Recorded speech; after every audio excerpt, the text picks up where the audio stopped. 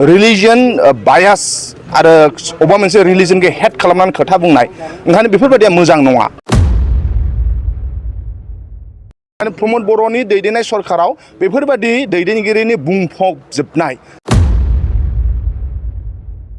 राकेश ब्रह्म बिथाङा बायदिसिना खोथाखौ आनपार्लियामेन्टारि वार्ड आनकनस्टिटिउसनेल सोदोब बाहायनायफ्राव बिथांमोना बिराद एक्सपार्ट। प्रमद बर' दैदेननाय सरकाराव बेफोरबायदि जेबो मिन्थियै सुबुङा दिनै इएम जानानै दङ।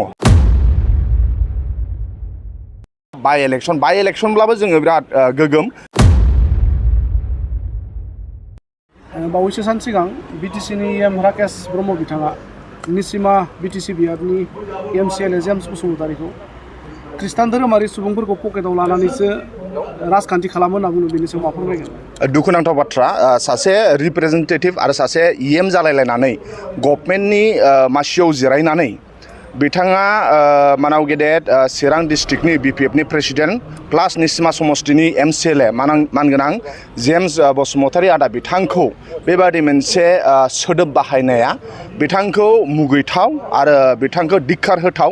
सासे गभर्नमेन्ट रिप्रेजेन्टेटिभआ सासे पिपल रिप्रेजेन्टेटिभआ बेफोरबायदि सोदोब बाहायनो नाङा। आनपार्लियामेन्टारि सोदोब बाहायदों आरो बिथाङा बेखौ निमाहा बिनो नांगौ। मानोना बिथाङा बुजिनो नांगौ इन्डिया सेकुलार कान्ट्रि, इन्डियाया सेकुलार कान्ट्रि, बाव गुबुन गुबुन धोरोमफ्रा बाव जायगा दङ। ओंखायनो बे सेकुलार मोनसे काउन्ट्रियाव सोबहाबो गावबागाव बिलिफ ट्रेडिसनखौ लानानै खामानि मावनाय मोन्थाय दङ।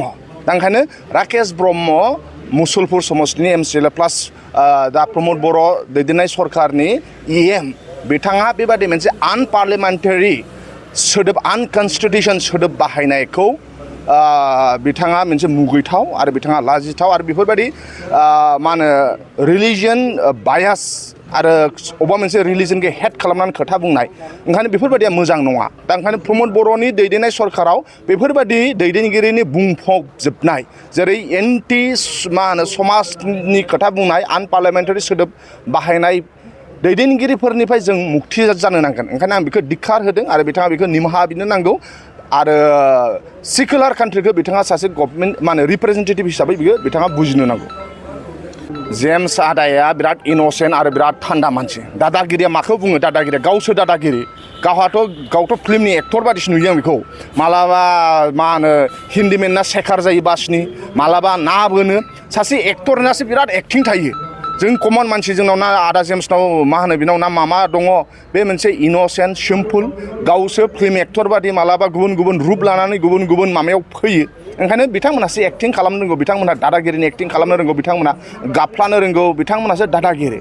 ओंखायनो जोङो पिस लाभिं मानसि, जोङो संबिधानखौ गनायनाय मानसि। ओंखायनो बिथाङा राकेश ब्रह्म बिथाङा बायदिसिना खोथाखौ आनपार्लियामेन्टारि वार्ड आनकनस्टिटिउसनेल सोदोब बाहायनायफ्राव बिथांमोना बिराद एक्सपार्ट।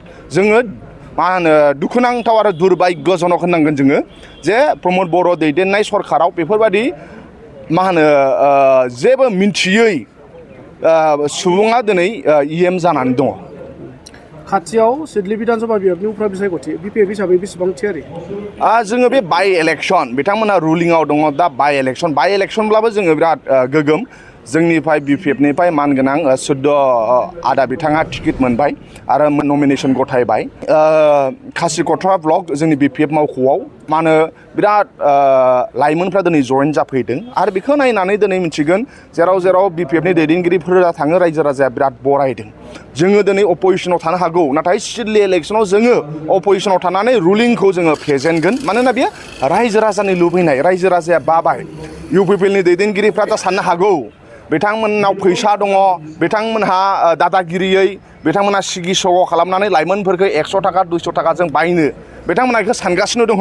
नाथाय जोंनि लाइमोन सेंग्रा सिख्लाया 100 थाखा 200 थाखाखौ लुबैया। बिथांमोना पारमानेन्ट सेटेल, माने बिथांमोनहा साख्रिखौ लुबैयो, बिथांमोनहा सेटेलमेन्टखौ लुबैयो, बिथांमोनहा गावसिनि टेलेन्टखौ एक्सप्लर खालामनो लुबैयो, क्रिएटिभिटि मावनो लुबैयो। दा नाथाय प्रमद बर'आ भुल साननानै दङ। फैसा गोनांखाय बिथांमोनहा देरहागोन साननानै दं। नाथाय एबार सिडलीनि रायजो राजाया प्रमद बर' आरो इउपिपिएल बिथांमोननो फिन दिन्थिगोन जे रायजो राजाया 50 थाखा 100 थाखा 200 थाखाखौ लुबैया। रायजो राजाया बाव स्ट्रं मोनसे सरकार लुबैयो। रायजो राजाया सेंग्रा सिख्ला आबादारि कन्ट्रेक्टर फोरोंगिरि मोनफ्रोमबो थाखोनि सुबुंफोरनि दुखु दाहाखौ बुजिग्रा दैदेनगिरिखौसो नांगौ आरो बिनि थाखाय मानाव गेदेर हाग्रामा महिलारि सारखौ बोजबफिनबाय आरो बिनि थाखायनो मानाव गेदेर हाग्रामा महिलारि सारखौ पावाराव लाबोफिननो थाखाय 2025 मायथाइयाव एबार बिनि सिगां बाइ इलेक्सनाव जों बिपिएफआ देरहागोन बे 100% सैथो। थेंक इउ जाबाय।